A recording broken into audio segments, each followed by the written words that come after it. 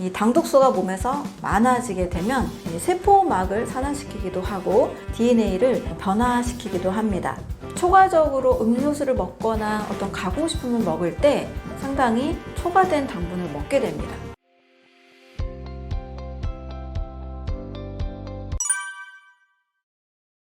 우리 몸속에 초과 당분이 많이 있게 되면 일단 몸에서 당독소가 만들어집니다. 당독소라는 것은 최종 당화산물이라고 해서 초과된 당분이 몸속에 있는 다른 아미노산, 단백질과 지방산, 지방들과 결합을 해서 불필요한 또 다른 성분을 만들어낸 거예요. 한마디로 독소가 됩니다. 이 당독소가 몸에서 많아지게 되면 세포막을 산화시키기도 하고 DNA를 변화시키기도 합니다. 이렇게 세포막이 바뀌고 DNA가 바뀌게 되면 세포의 돌연변이도 일어나게 되고 세포가 꼭 해야 하는 이 일을 하지 못하게 됩니다. 그것은 바로 충분한 산소와 영양소를 온몸에 공급해 주는 일입니다.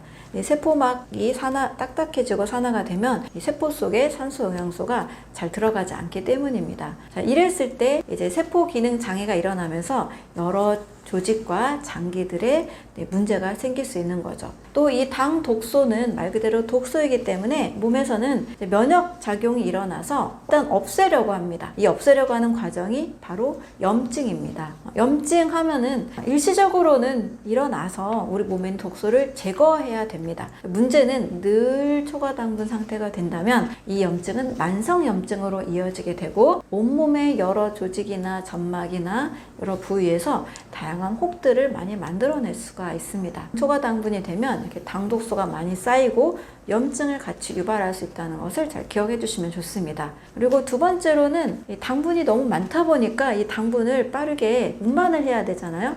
그 역할을 하는 것이 바로 인슐린이라는 호르몬입니다. 이 인슐린이라는 호르몬을 너무나 자주, 너무나 빠르게 분비를 하도록 만드는 환경이 되기 때문에 바로 췌장에 문제가 생깁니다.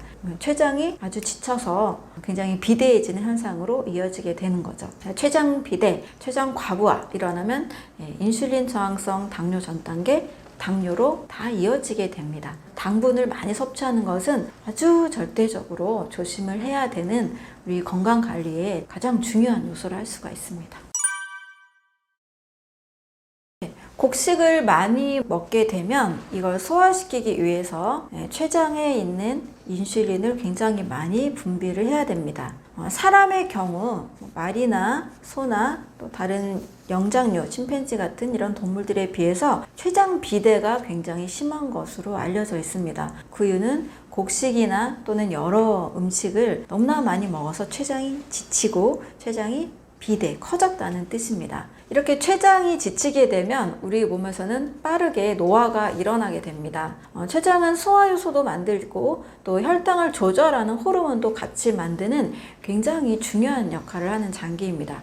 췌장에 점점 과부하가 와서 지치게 되면 우리 몸에 쌓여있는 여러 음식물의 찌꺼기나 또 많은 활성산소가 제대로 몸에서 빠져나가지 않게 됩니다. 과식을 해도 활성산소가 늘어나고 찌꺼기가 많아도 활성산소가 늘어나게 되는 거죠. 따라서 빠르게 노화가 진행이 됩니다.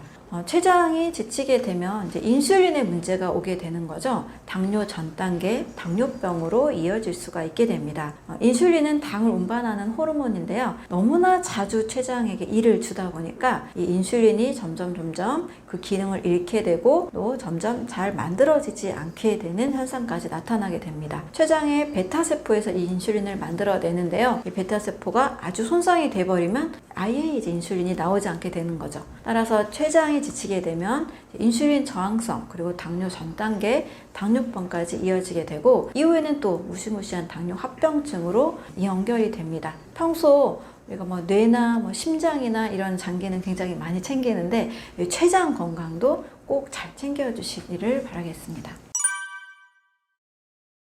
액상과당은 옥수수에서 추출한 전분을 통해서 합성한 과당입니다. 액상과당은 우리 몸에서 초과적으로 음료수를 먹거나 어떤 가공식품을 먹을 때 상당히 초과된 당분을 먹게 됩니다. 밥을 먹고 음료수를 먹고 뭐 빵을 먹고 이런 식으로 초과된 이 액상 과당은 인위적으로 만들어낸 과당이기 때문에 몸에서 다 사용되지 못하고 간에서 중성지방을 형성하기도 하고 또 몸에 여러 독소로 작용을 하게 됩니다.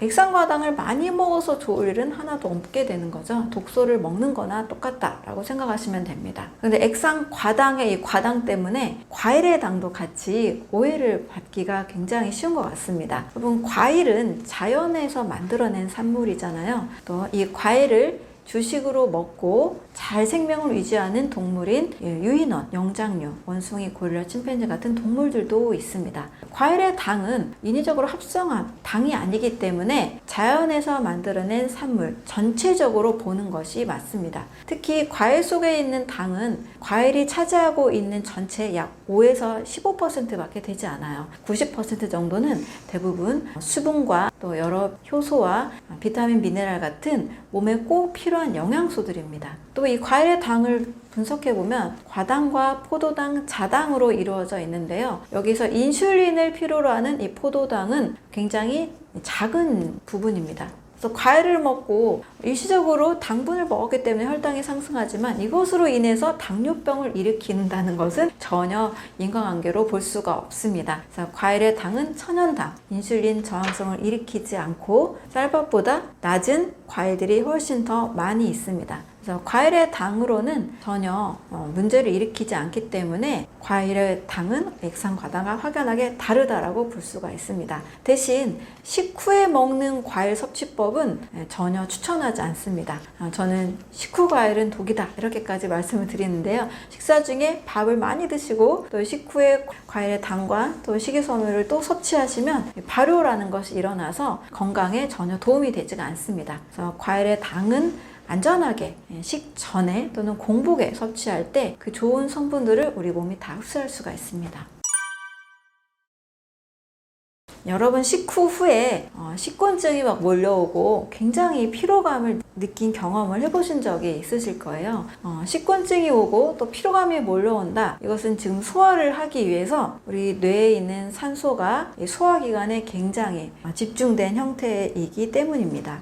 따라서 췌장이 지치지 않도록 우리가 식사를 해야 되는데요. 췌장을 좀 빠르게 지치게 하는 음식 중에 하나가 바로 쌀밥입니다. 쌀밥 대신 과일을 많이 드신다거나 또는 채소를 많이 드신다거나 견과류를 많이 먹은 후에는 식곤증이 없는 것을 경험을 해보시면 좋겠습니다.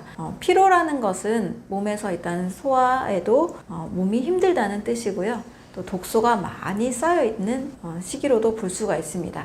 간이나 췌장이나 장, 여러 장기들이 지금 지쳐있는 상태예요. 그래서 이때는 소화에 부담이 되고 췌장에 부담을 주는 쌀밥이나 또 과식을 꼭 자제하시면 좋습니다.